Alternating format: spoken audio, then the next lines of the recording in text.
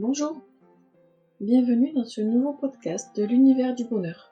Je suis Alice et aujourd'hui nous allons parler d'égrégores. Je vais vous lire l'article que j'ai intitulé « Quelle ambiance, égrégore, épigénétie et malheur ». Je l'ai publié au mois de mars en 2020. Quelle ambiance! Oh là là, mais dans quelle ambiance vivons-nous? Avez-vous remarqué que nous sommes guidés par ce que nous avons dans notre environnement immédiat? Dans cet article, nous aborderons les informations sur les égrégores, l'épigénétie, la mémoire de l'eau, l'autosuggestion et la sérénité, pour vivre en bonne santé générale. Cela agit directement sur notre énergie personnelle, et cela va jusqu'à modifier notre ADN. C'est ce que l'on nomme l'épigénétie, mais je m'éloigne du sujet. Ces jours-ci, il y a des messages de prévention et de peur qui sont diffusés continuellement sur tous les médias. Que ce soit sur les radios, la télévision et même dans la vie courante, avec des tracts officiels apposés sur chaque commerce. Tous nos sens, auditifs et visuels, reçoivent cette information. Nous pouvons suivre ce mouvement externe à nous-mêmes et nous laisser submerger par tout ceci. Cela nous met dans des positions inconfortables, stressantes et angoissantes. Plus il y a de la peur qui circule dans l'air, plus cela augmente. Ce sont des phénomènes que l'on appelle des égrégores.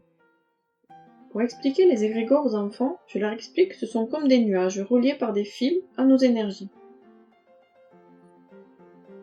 Si nous nourrissons l'égrégore avec des énergies basses, comme la peur, les angoisses, la terreur, le stress, la colère, l'irrespect, la violence, et j'en passe, alors il grossit. Le nuage se transforme en un très gros nuage menaçant. Il obscurcit tout.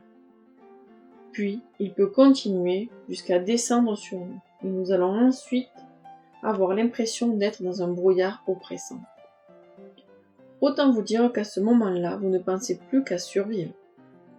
Loin de vous l'idée de profiter de la vie. Votre corps va s'y adapter ou pas. Et vous aurez alors des symptômes psychosomatiques avec maladie, vous rappelant à l'ordre. L'ordre qui dit « Suivez et écoutez votre cœur, débranchez votre tête ».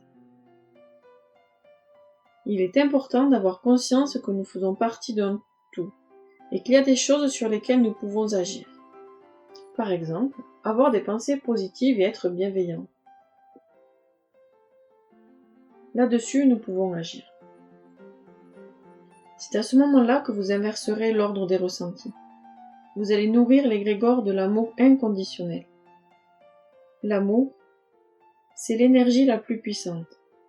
Face à l'amour, tout change.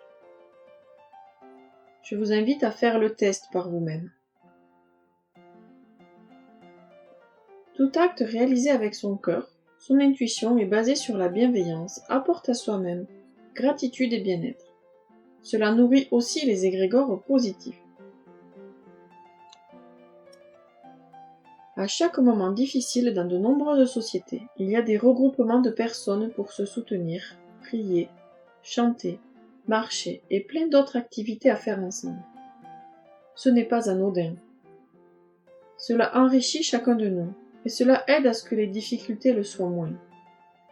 En fait, cela fait diminuer les égrégores de peur, qui se retrouvent tout petits face aux égrégores positifs. Ensuite, nous arrivons à avancer de nouveau sereinement.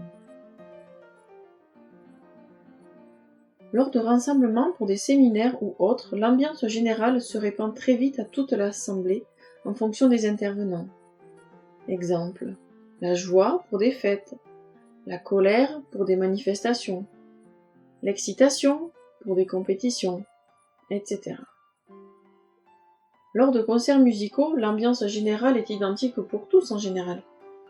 Il est rare que quelqu'un reste stoïque au milieu de la foule. Lors de mariages, il y a bien plus de joie que pour d'autres événements familiaux, par exemple. Et vous pouvez trouver bien d'autres exemples encore dans la vie quotidienne.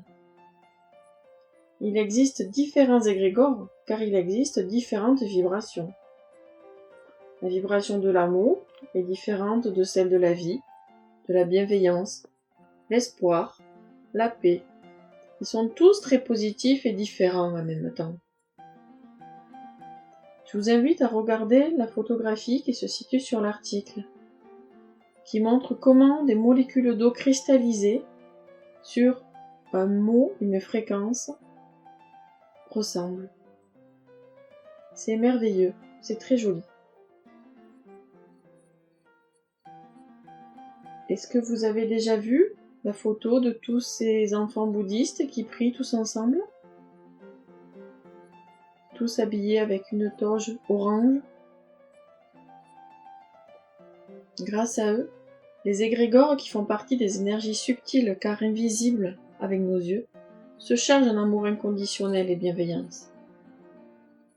Il en est de même pour les rendez-vous de prière à une heure donnée, pour que chacun puisse se connecter au rassemblement pour le même objectif, quelle que soit notre position sur la planète. Exemple, pour aider un incendie à s'arrêter. Faire une prière et d'intention commune à un tel moment, pour un autre événement. Certains travailleurs de lumière se retrouvent aussi en rendez-vous commun pour aider la planète lorsqu'elle en a besoin de toute urgence.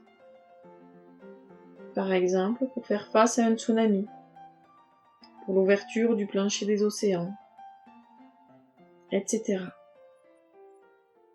Même si cela vous échappe, sachez qu'il est important d'avoir conscience que vous pouvez agir sur votre façon de vivre, tout en pensant différemment au quotidien. Cela ne veut pas dire qu'il est inutile d'être à l'écoute du monde extérieur, mais au contraire de développer, grâce à diverses sources d'informations, votre propre façon de penser et d'agir.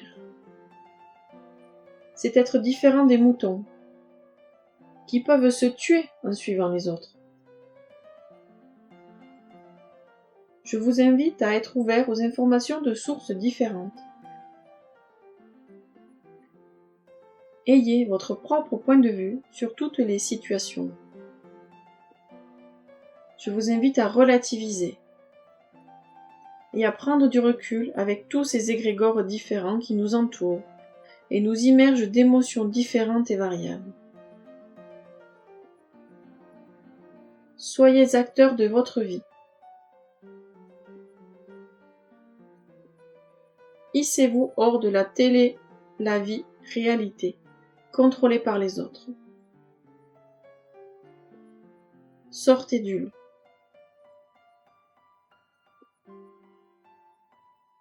J'espère que cet article en podcast vous aura plu. Je vous invite à vous abonner à l'univers du bonheur. C'était Alice et je vous dis à très bientôt. Merci.